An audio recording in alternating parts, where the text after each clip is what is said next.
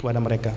Nah itu pas ada bom itu akhirnya ya saya loncat, tapi saya mengatakan, memang ini ya kondisi di sana yang memang harus kita, dulu 2014 nggak banyak orang, bahkan orang masih ragu, bener nggak sih ini Suriah itu perang, terlibat konflik.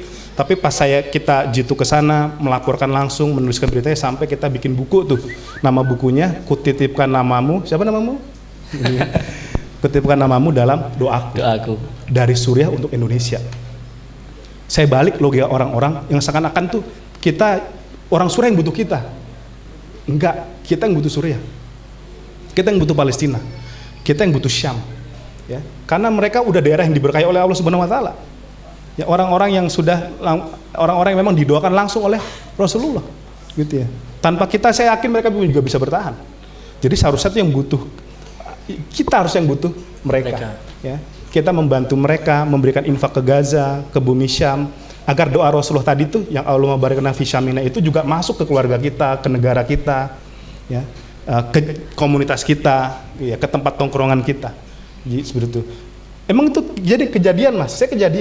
Saya dulu liputan sekalian mengantar kemanusiaan. Pas saya ngasih bantuan nih ke orang-orang Suriah, dibilang, lah nggak usah. Sampai kayak gitu. Kata dia, berikan saja ke ulama di sana yang lebih alim dari saya, yang lebih berilmu dari saya, yang lebih memiliki pengetahuan Islam dari saya. Kita pergi ke sana, sama ulama itu juga. Anda salah orang, Anda harus memberikan ke ulama yang tadi. Sampai seperti itunya.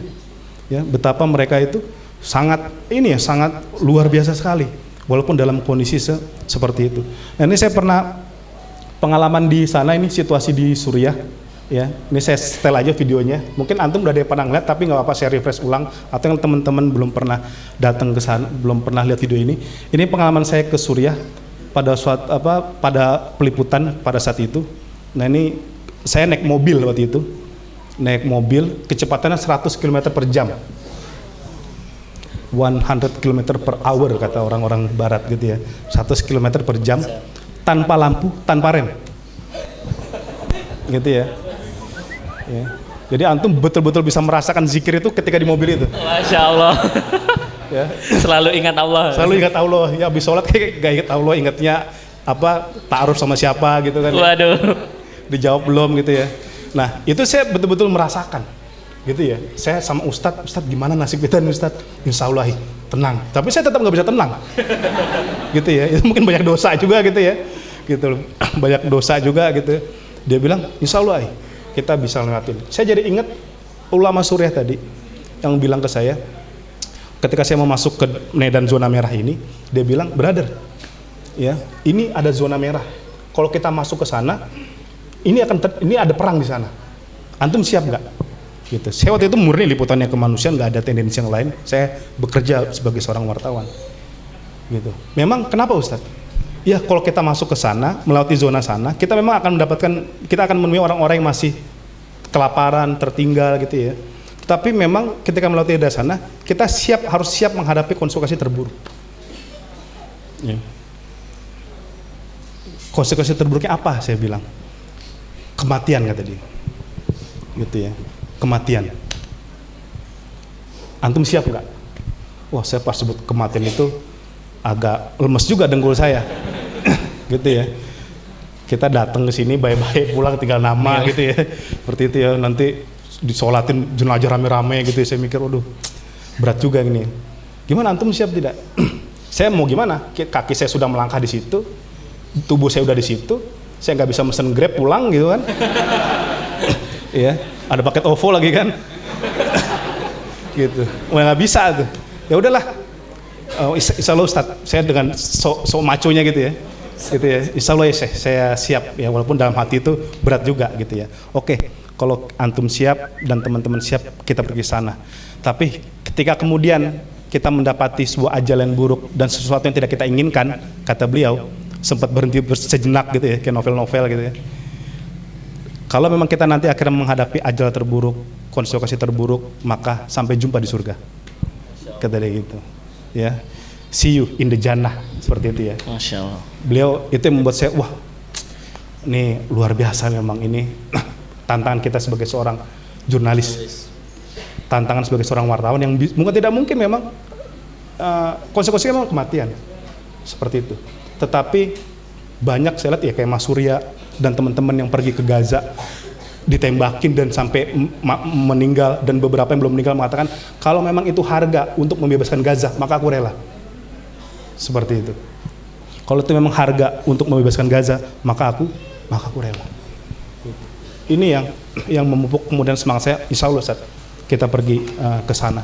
Dan akhirnya itu tadi memang bom jatuh, bunyi tembakan perang gitu ya. Tapi satu hal saya masih ingat sampai sekarang di dalam diri saya, walaupun dalam situasi yang sangat urgen, mendesak, bahkan bayangan-bayangan kematian itu tetap terngiang-ngiang di depan kita semua, mereka tidak pernah meninggalkan sholat. Saya waktu itu pas azan zuhur berkumandang, ada helikopter di atas. Helikopter itu nggak jauh, bunyi duduk seperti itu ya. Kemudian kita disuruh masuk karena helikopter udah bisa mengidentifikasi, oh ini nih Pizarro dari Indonesia gitu ini ya. Mungkin udah di wartawan-wartawan itu udah dibidik gitu ya. Disuruh masuk, kita sholat dulu. Bayangin dalam kondisi seperti itu beliau masih ingat sholat dan mengajak kita semua.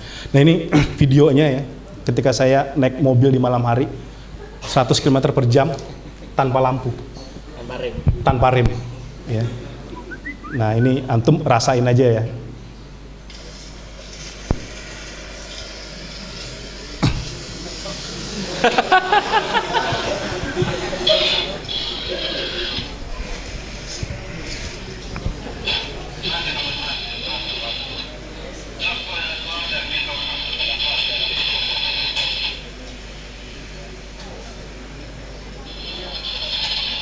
Itu malam di mobil itu saya ya, bukan di kamar ya.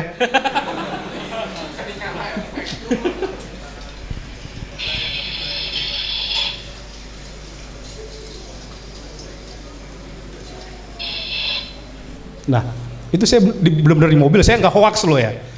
Jangan adukan saya dengan undang-undang ITE loh, gitu ya. Itu saya di mobil, ya. Kok gelap sih, Mas? Kok kayak nggak ada penerangan? Itu situasinya.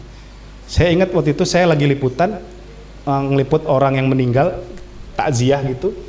Setelah lagi takziah itu saya baru sekitar 20 menit sampai ke lokasi. Kemudian saya diminta mengemasi barang-barang saya oleh masyarakat sipil di Suriah. Kemasi barang-barang kamu, masukin laptop kamu, masukin handphone kamu, ya, nggak ada Instastory gitu ya, nggak ada update dulu seperti itu, masukin semuanya. Karena kita emang dulu kalau di G2 ya standarnya medan konflik itu nggak boleh ngupdate di Facebook, ya nggak boleh ngupdate, nggak boleh live gitu ya, standar keamanan dan untuk memfokuskan diri kita, melatih diri kita untuk fokus dan melatih diri kita memang untuk semata-mata niatnya untuk melakukan liputan. Disuruh masukin, kenapa? Tentara Bashar Assad datang, seperti itu ya. Tentara, wah saya langsung naikin celana saya gitu, siap-siap lari gitu ya. Gitu ya, oh tenang, nggak lari, naik mobil kata dia gitu. Nah itu tiba-tiba datang. Kita sebagai seorang wartawan dalam situasi seperti itu juga harus siap. Akhirnya saya cepat masukin laptop saya, kemudian HP saya dan lain sebagainya masukin, dan itu naik mobil 100 km per jam tanpa lampu. Saya tanya, kenapa sih tanpa lampu? Kan itu berbahaya. Apalagi di Suriah itu ya, itu nggak kayak di sini lampunya terang gitu ya. Ada banyak orang di sana, nggak ada, sepi sekali. Kalau antum mengatakan kota mati, mau tahu kota mati, datanglah ke Suriah. Sampai bunyi jangkrik pun saya tidak pernah mendengar, saking sepinya. Kata dia kalau lampunya kita nyalain, maka sniper Bashar Assad itu sedang membidik antum. Gitu. Karena yang dicari sniper Bashar itu orang kayak antum nih, wartawan, kedua suster, perawat atau dokter, itu yang sedang diincar. Maka kalau antum takut, pejamkan mata saja, banyak zikir pada Allah ya, saya akan membawa laju ini sangat cepat. Makanya kalau tadi antum dengar kan itu dia kontak handy talkie gitu ya, dia untuk memastikan daerah di depannya sama temannya itu aman untuk dilewati. Karena banyak kejadian ketika mereka naik mobil 100 km per jam, tiba-tiba bertabrakan juga dengan mobil di depannya yang juga 100 km per jam tanpa lampu. Pernah ada satu kejadian setengah badannya lumpuh, supir itu. Nah tapi mereka rela gitu ya, nganterin kita, orang-orang Indonesia. Dan saya lebih sedih lagi, dengan judul buku itu ya, Kutitipkan Namamu Dalam Doaku, itu memang pernyataan ulama-ulama Suriah yang kita temui. Siapapun mungkin relawan ACT atau yang lain, sahabat Suriah, sahabat Al-Aqsa yang ke Suriah pasti akan familiar dengan doa ini, pernyataan ini. Karena saya dapati waktu itu ketika kami di sana, dia mengatakan, kamu dari mana? Saya dari Indonesia, gitu ya. Besok-besoknya lagi dia ketemu saya, kamu yang dari Indonesia itu ya? Iya Ustadz, betul Ustadz. Semalam saya mendirikan sholat tahajud, saya mendirikan sholat malam, dan saya memohon doa kepada Allah, saya kudut nazilah, yang saya sebut nama negara kamu, Indonesia. Ya, yang saya mention, yang saya doakan, yang saya kunutin, ya, yang saya berderai air mata di sholat tahajud itu, di sujud itu, nama Indonesia. Saya langsung merasa terpukul. Padahal orang-orang Indonesia tidak pernah mendoakan antum ya Syekh. Bahkan perhatian kita juga tidak sebegitu besar sebagaimana antum memperhatikan kami.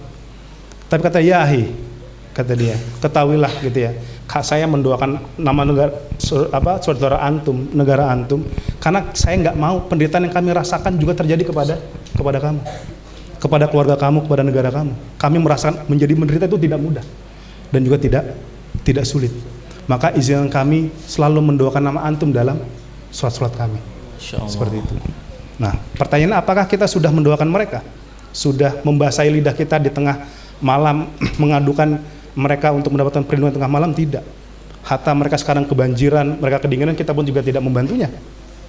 Seperti itu. Nah, seharusnya kita harus lebih baik dari itu semua. Ya, karena kita sebagai negeri muslim, kita juga anak-anak yang dididik dalam nuansa keislaman, kita harus bisa memberikan yang terbaik. Bukan nilainya, bukan kuantitasnya, tapi sebagaimana niat kita dan ikhlasan kita kepada mereka. Nah, itu situasi 4 tahun lalu ya. Antum mau tahu situasi sekarang? Ya, situasi sekarang ini masih yang lama. Ini media kami dari Anadolu Agency, sekitar beberapa bulan lalu sempat masuk ke Ghouta Timur, daerah yang tidak jauh dari Damaskus.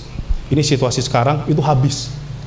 Ya, udah penduduknya sudah tidak ada. Sekarang pergi semua ke Idlib karena dibombardir oleh rezim Assad dan juga oleh rezim Rusia. Ini videonya saya bisa tunjukkan.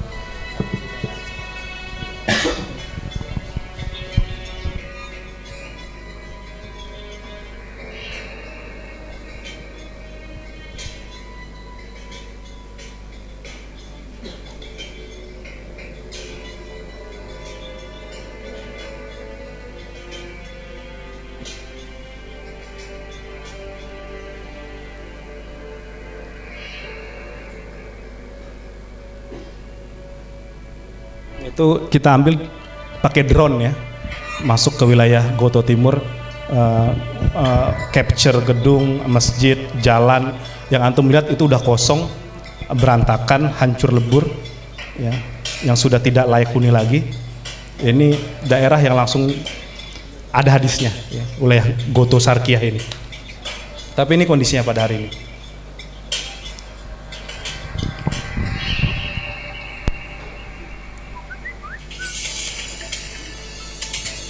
Ya, itu kondisi secara umum yang terjadi di sana dan masih terus menjadi PR kita juga dari tekankan wartawan dan media dan orang-orang yang peduli terhadap kondisi kaum muslimin yang di sana gitu ya. Makanya itu sekarang tren media sudah sangat besar sekali, sudah sangat berkembang. Sekarang ada YouTube ya. Antum udah baca belum survei AC Nielsen? AC Nielsen ini lembaga riset yang suka meneliti soal perkembangan media. Menurut AC Nielsen itu 90% konsumsi informasi visual itu dikonsumsi melalui YouTube sekarang. 90%. Dan yang banyak mengakses itu anak-anak milenial. Makanya kita mendorong para kreator-kreator konten khususnya dalam bidang dakwah untuk bisa memanfaatkan ini untuk menyebarkan nilai-nilai kebaikan dan juga informasi-informasi terhadap umat Islam. Nah, di tengah semua itu yang terjadi semua, kenapa kemudian kita akhirnya punya urgensi yang sangat besar terhadap soal media? Ya. Ini Noam Chomsky ya, ini orang profesor di MIT. Ya. Beliau sebenarnya bukan pakar media atau pakar ilmu politik, cuman sangat concern dalam isu-isu seperti itu. Beliau orang Yahudi, cuman sering sekali mengkritik Israel dan mengkritik Zionisme. Dia mengatakan tadi di situ ya, Washington aja tiap tahunnya menghabiskan dana 1 miliar dolar. Ini dia ngomong tahun 2000-an, sekarang mungkin udah puluhan miliar untuk propaganda. Jadi investasi Washington aja itu ada investasinya untuk di bidang media sampai 1 miliar dolar untuk propaganda dengan tujuan mengontrol opini umum. Dan Amerika mendorong tiap media massa untuk melakukan merger hingga dapat membentuk media massa raksasa. Gitu. Jadi serius, mereka itu orang-orang di Barat itu serius dalam membangun media. Bahkan sekarang pertarungannya opini itu pertarungan di media massa. Kalau medianya itu dimanfaatkan dengan benar, alhamdulillah, tidak punya tendensi terhadap ajaran Islam itu is okay. Tapi kalau begini, ya, ini salah seorang intelektual di Amerika Serikat yang suka juga memberikan advice terhadap pemerintahan Amerika Serikat. Ya. Kata dia, Amerika Serikat harus menyediakan dukungan kepada media-media lokal, maksudnya media-media di luar gitu ya, untuk membeberkan contoh-contoh negatif dari aplikasi syariat. Makanya itu dia suka nguntilin nanti misalkan orang-orang di bawah Hamas itu kondisinya sangat memprihatinkan, Palestina dan sebagainya. Itu tadi memang sudah ada kecenderungan orang-orang yang tidak ingin membenturkan umat Islam ya. Bahkan kalau ada karikatur gitu ya, lucu ya. Karikatur itu ada wartawan tergopoh-gopoh pakai kamera melihat ada 3 orang meninggal di tengah jalan, tewas. Dia udah siap mau live gitu ya, sudah siap peralatan, pas sampai tahu yang 3 orang meninggal itu ternyata Muslim. Apa kata dia? Oh, ternyata yang meninggal Muslim, tidak jadi breaking news. Seperti itu. Tidak jadi breaking news gitu ya. Makanya Pak Erdogan itu di PBB itu sangat, di Turki nggak salah ya, itu sangat bagus ya. Dia mempertanyakan definisi mengenai terorisme. Dia mengatakan kenapa selalu Islam yang menjadi sasaran stigmatisasi terorisme, gitu ya. Padahal kata dia ada orang Muslim di Myanmar itu dibunuh oleh orang-orang Buddha di Arakan, Myanmar ya. Tapi apakah kita pernah menyebut terorisme Buddha? Tidak. Ada orang-orang di Palestina juga yang dibunuh oleh Israel. Tapi apakah Anda pernah mendengar terorisme Yahudi? Juga tidak. Tapi kalau saya sebut terorisme Islam, apakah Anda pernah mendengar semuanya? Sering. Kayak begitu. Makanya Pak Erdogan itu dia kampanyenya sekarang the world is bigger than 5. Dunia itu lebih besar dari 5. 5 itu siapa? Pemegang mandat Dewan Keamanan PBB. Iya, ada Amerika, ada Cina, ada Rusia, ada Inggris ya, ada Prancis gitu ya. Itu pemegang hak veto sekarang 5. Dari 5 inilah penentu, oh satu negara melanggar HAM, satu negara enggak. Satu negara melakukan kejahatan kriminal, satu negara enggak. Masa 5 negara ini juga terlibat pelanggaran HAM semua. Ya, terlibat pelanggaran HAM. Ya, Amerika, ya, kemudian Cina, Uighur, ya, Rusia, sebagai itu. Makanya dibilang, kata Pak Erdogan, itu nggak ada perwakilan negara Muslim di situ. Dan konsep Dewan Keamanan PBB itu udah usang, karena itu 5 negara itu hasil pemenang Perang Dunia Kedua, yang itu udah nggak relevan sekarang. Makanya berkali-kali dikeluarkan resolusi kepada Israel, diveto terus sama Amerika. Nah kata dia itu harusnya dikocok ulang, ya, nggak boleh seperti itu. Nah ini juga yang juga menyeramkan ya. Antum pernah ada yang baca PDF ini nggak atau materi ini? Ada yang pernah baca nggak ya? Itu Matteo Dolli ya, Ini tahun 2011. So what can we do? A counter jihad operation design model. Ya, seperti itu. Dari Matteo Dolli. Ini beliau salah seorang pemimpin militer yang suka memberikan pelatihan kepada para perwira Amerika Serikat yang akan dikirim ke negeri-negeri Muslim atau Timur Tengah. Lihat kata Matteo Dolli di materinya ini. Dia nanti orang-orang Barat itu suka mengkelompokkan Muslim.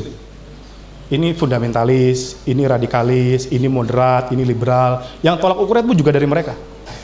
Tolak ukurnya kita nggak paham, ya, itu dibikin sama mereka sendiri. Nah nanti sama dia nanti dipeta-petakan itu ya. Ada kelompok Islam yang mau mendiriin khilafah, ada yang ingin menegakkan syariat Islam, ada yang mau menegakkan hukum Islam, ya. Ada yang juga memakai jalan demokrasi misalkan untuk menggolkan aspirasi Islam. Kata dia itu semua kelompok itu sama semua. Ya, dia nanti pakai bahasa global Salafi Islam Jihad and Murad Islam subtle difference. Perbedaannya itu tipis banget. Kata dia. Ini kata Matteo Dolli. Jadi pokoknya sama dia tuh dipukul rata, semuanya udah. Pokoknya Muslim itu yang mau membahas tentang hukum Islam, tentang ajaran Islam itu dianggap radikalis atau teroris. Dan apa yang terjadi kata dia, lihat bahasa dia. Ini lagi ngisi untuk para perwira militer. Dia kemudian pakai bahasa seperti itu ya. Ya, ini saya bacain aja ya. It is therefore time for United States to make our true intention clear. Ini udah waktunya bagi Amerika Serikat untuk memperjelas tujuan kita. This barbaric ideology, kata dia, ideologi barbar ini, maksudnya Islam. Ya, will no longer be tolerated. Islam must change or we will facilitate its self-destruction. Ya. Ideologi barbar ini udah nggak bisa dikasih ampun, udah nggak bisa kasih waktu lagi. Ya. Islam harus berubah atau kita akan menghancurkan mereka. Gitu. Ini jadi rekomendasi. Makanya ini sebenarnya nggak ngulangin sama itu pernyataan seorang pendeta Yahudi tahun 30-an gitu ya. Saya lupa namanya itu, cuman saya sering dulu nyebut-nyebut di depan para pendeta-pendeta Yahudi ini tahun 30-an dia bilang tugas orang-orang kamu ini pendeta Yahudi dan yang lain dikirim ke negeri-negeri Muslim bukan untuk memurtadkan mereka karena susah. Murtadin orang Islam itu susah, nggak mudah. Terbukti tuh lagi aksi demonstrasi 212 dulu. Itu saya banyak nemuin orang-orang baru pertama kali demonstrasi bela Islam, demonstrasi tentang isu-isu Islam baru pertama kali ikut. Ada yang tatoan gitu ya, ada yang bilang mas saya memang nggak sholat mas. Saya baru kemudian sholat jamaah beramai-ramai hujan-hujanan itu baru kali ini mas. Saya tahu mas saya itu emang jauh dari Islam, tapi kalau agama saya dihina saya itu tetap nggak rela mas. Kayak gitu. Itu banyak ya begitu. Ada juga itu misalkan ibu-ibu atau mbak-mbak yang pas demo doang pakai jilbab, abis itu dibuka lagi jilbabnya. Gitu ya. Saking juga nggak terima gitu ya, Islam itu dihina. Jitu udah ngeluarin buku tuh Mengetuk Pintu Langit tentang reportase 212 ya. Seperti itu ya. Dia waktu itu Jitu mewawancarai juga salah satu pendukung Bapak Ahok gitu ya, yang ikut demonstrasi. Yang tadinya dibilang, saya mau ikut demonstrasi nih, saya mau ngeliat bagaimana kegarangan umat Islam gitu ya. Tapi ibu itu kemudian tersentuh ketika dia sedang duduk dihampiri oleh ibu-ibu berjilbab. Padahal pendukung Pak Basuki ini, ya dia bukan bagian dari umat Islam gitu ya. Dia orang non Muslim ya. Tapi disamperin, Bu minum tehnya Bu, ibu kayaknya capek gitu bahasanya ya. Sama seorang muslimah. Saya bilang, loh saya ini bukan bagian dari kalian. Saya juga bukan bagian dari masa umat Islam. Lalu ibu muslimah ini mengatakan, loh kenapa tidak? Kita kan masih bersaudara sebagai anak bangsa. Seperti itu. Nah itu dikasih, beliau baru kemudian sadar bagaimana kelumpuhan umat Islam. Itu kita tulis, ya. Kita bikin bukunya. Karena kita nulis buku itu, kenapa? Nanti ya anak cucu antum gitu ya, ini udah ada yang nikah, masih jomblo apa? Rata-rata gitu ya. Nanti ya, dibayangin aja dulu lah gitu ya. 20-30 tahun mendatang kita punya anak, punya cucu, nanti nanya tuh apa yang terjadi pada Desember 2016 dan kita nggak punya dokumennya ya, makanya Jitu kemudian membuat buku itu seperti itu. Nah ini terakhir, ini fakta bahwa media sebagai alat propaganda. Ini survei BBC Reuters pada 2006 di 10 negara mengatakan, termasuk di Indonesia, media lebih dipercaya daripada pemerintah. Media tuh ya. Apalagi sekarang media sosial ya, lebih ganas itu. Ya, ada aja tuh meme-memenya gitu ya, potongan-potongan videonya gitu ya, ada itu dibikin. Ya, itu media lebih dipercaya daripada pemerintah. Bahkan survei pernyataan Joseph Goebbels ya, ini propaganda Nazi, bukan propaganda Rusia gitu ya. Beliau mengatakan, jika kita mengulang-ulang kebohongan sesering mungkin dan dengan keteguhan, rakyat pasti akan mempercayai kebohongan itu. Gitu ya. Kalau diulang-ulang terus tuh kebohongan, orang tuh nanti akan percaya sama kebohongan itu, apalagi dipaket dengan sangat menarik, dibikin casingnya itu menarik ya. Antum nggak percaya ya, ini buktinya. Ya. Tahun 2000-an dulu ya, zaman saya masih milenial ya, sekarang pun juga masih milenial, antum jangan suzon, gitu ya. Saya jarang menemui orang-orang perempuan pakai celana seperti ini, seperti itu, jarang sekali. Tapi ketika ada tampilan konser musik yang pagi-pagi dulu tuh, yang di beberapa stasiun televisi, yang anak-anak pelajar-pelajar pada hadir itu ya, itu mulai ngetren celana kayak begini, celana hot pants namanya ya. Seperti saya juga belum pernah pakai gitu ya. Sama, saya juga belum. Seperti itu ya. Nah itu udah mulai tren kayak begini. Itu udah mulai menjara. Itu bagaimana salah satu kebudayaan. Ini juga, ini dampak rokok ya. Ini mohon maaf kalau ada yang merokok ya. Saya sendiri nggak merokok gitu ya. Dan saya hanya kaji secara media. Ini dampak rokok tuh. Apa paru-parunya hancur gitu ya. Udah nggak berbentuk seperti itu ya. Dari rokok. Tapi apakah iklan-iklan rokok di televisi menampilkan adegan seperti ini? Enggak. Apakah televisi yang yang sering menampilkan iklan rokok pada jam 10 malam itu menampilkan adegan adegan mengerikan seperti ini? Tidak. Enggak. Tampilnya seperti ini kan? Adventure. Ya. Pria punya selera. Ya. Depannya ada macan. Ya. Bukan sego macan ya.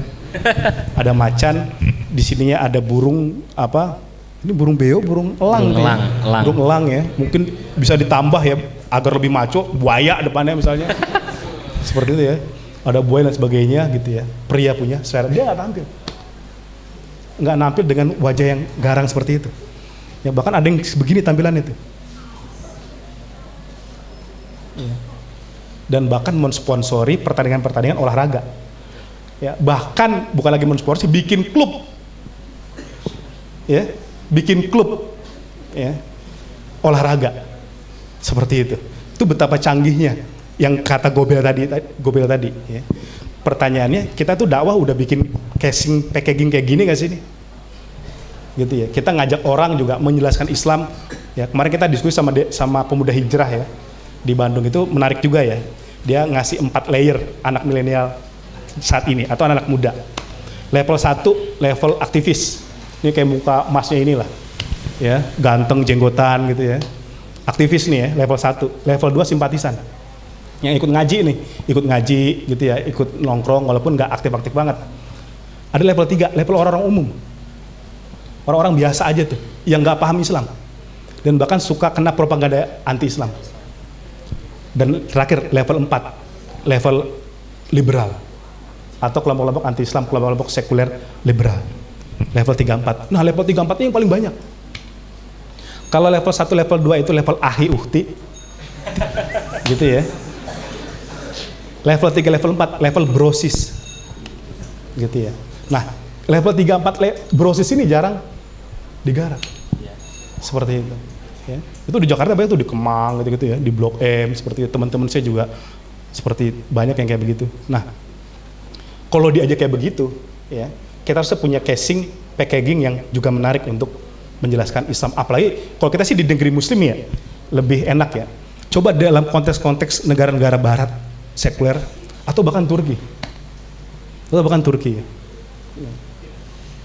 Turki itu sekarang, dulu jilbab dilarang.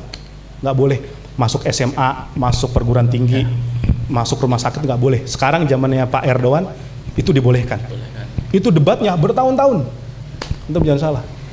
Debatnya bertahun-tahun, itu sabar gitu ya. Dan menariknya dia memakai narasi-narasi itu yang universal, menariknya. Ya, dia memakai narasi-narasi umum atau bahkan narasi-narasi dalam tanda kutip musuh yang gak suka Islam dipakai sama Pak Erdogan justru untuk memenangkan Islam.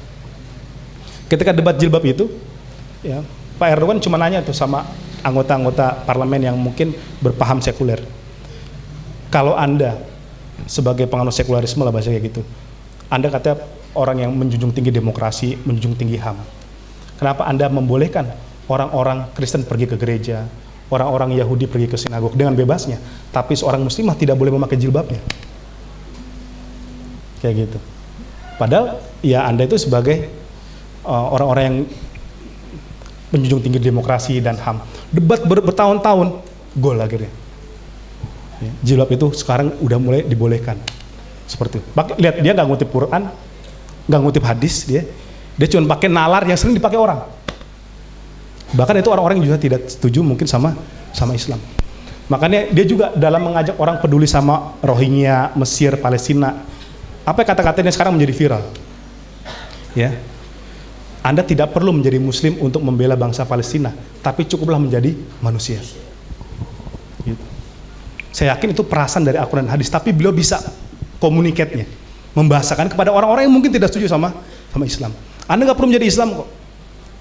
Anda nggak perlu juga menjadi orang-orang ideolog Islam atau aktivis dakwah. Cukup menjadi manusia. Ada lagi kata-kata yang menarik itu untuk membela orang-orang Afrika, Somalia yang kelaparan itu, yang mereka tuh Muslim. Kata dia, bola mata kita mungkin warnanya berbeda dengan orang-orang Afrika, tapi air mata kita warnanya sama. Seperti itu. Ya, air mata kita warnanya sama. Nah, itu yang dipakai narasinya. Dan kebangkitan Islam di Turki begitu sangat luar biasa. Ya. Ada namanya bulan sabit merah Turki ya, Kizile ya. Per tahun 2018 itu pencapaian dananya untuk membantu Muslim atau masyarakat yang membutuhkan itu 14 triliun. Basnas 6 T. Ya, Basnas tahu saya itu 6 triliun. Padahal penduduk Turki itu 90 juta. Indonesia itu 265 juta ya, 85%-nya Muslim. Ya. Tapi beliau begitu sangat luar biasa.